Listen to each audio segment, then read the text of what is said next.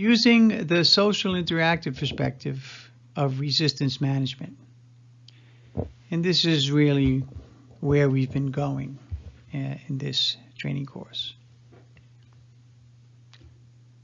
Respond out of the ordinary. Maintain goal attainment.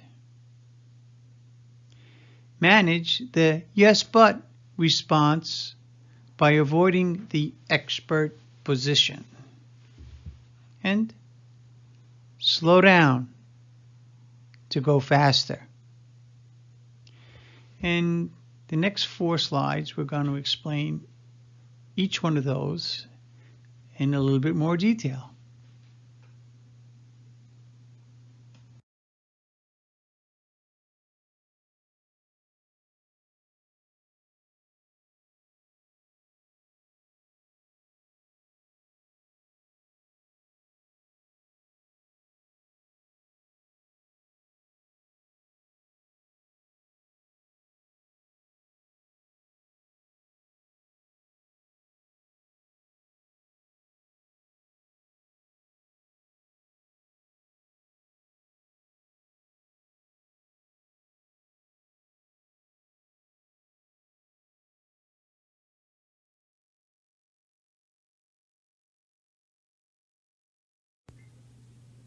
Respond out of the ordinary. So I want to talk about that a little bit more. So if you remember with the cognitive distortions and the sequential dependence, you want to, just look at my notes here from that slide, you want to disrupt the client's patterns of thinking and responding. So they're not giving their usual arguments and excuses and that they become dependent on and have worked for them for years, decades sometimes, like I said. You want to disrupt that pattern of their thinking and responding. And of course, be that Rogerian, empathetic. You're trying to establish a rapport, but respond out of the ordinary.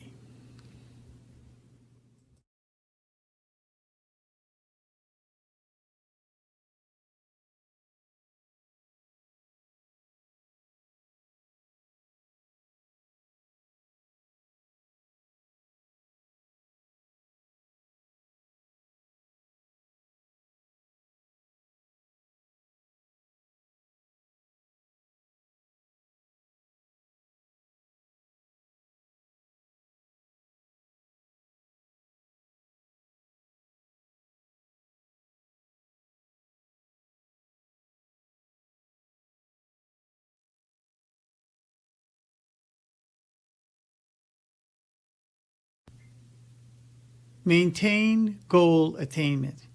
Now, we talked about that in other slides, and I actually have a course on documentation, the reflective relationship between the treatment plan and the progress notes that you design in collaboration with the patient. You might want to take a look at that. But what we talked about in another slide about goal attainment, you want there to be SMART goals.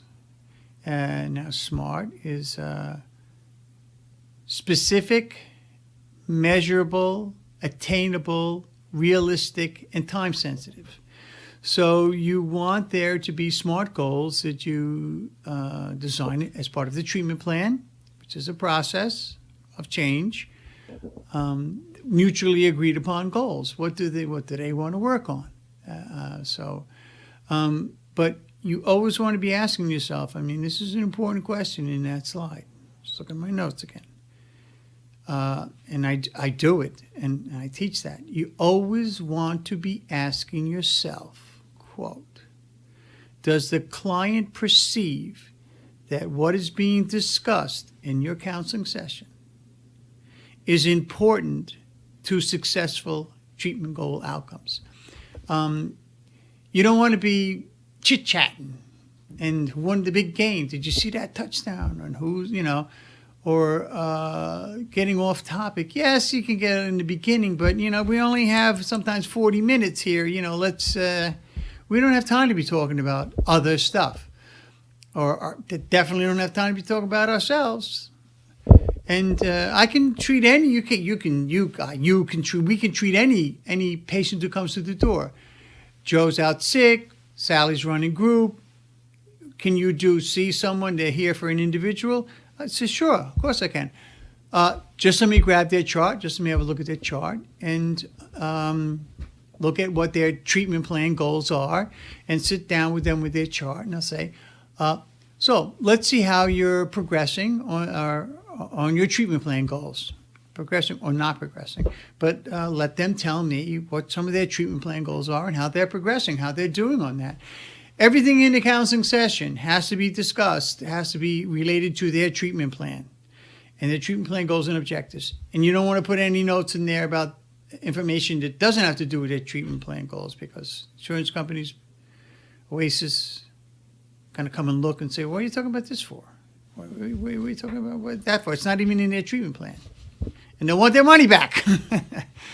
Okay, so mutually agreed upon goals, and asking yourself that question all the time during the counseling session. Does the client perceive that what is being discussed is important to their successful attainment of their recovery and their goals? Okay, let's move on.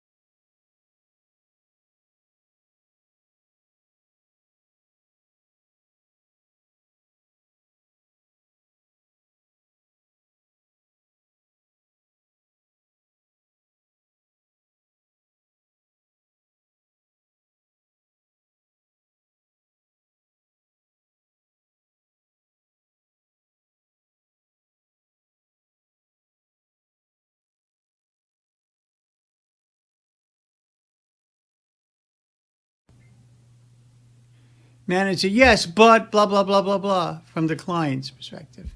You want to avoid being the expert, taking the position of, well, I know what will work for you. This is what you need to do. You do this, and you can recover. So, or, this isn't going to work. I said it before. This isn't going to work if you're not going to listen to what I say. I'm the expert. I have all of this stuff. I'm the expert. Listen to me, and I'll help you recover. No, that's not counseling. You want to avoid the expert position. Our clients will resist or respond or be defensive, or they don't want to hear that. You want to identify what they want to work on. So there's a lot in that slide, but you don't want to come off as the expert that you know best, because our clients will be resistant to that. Okay?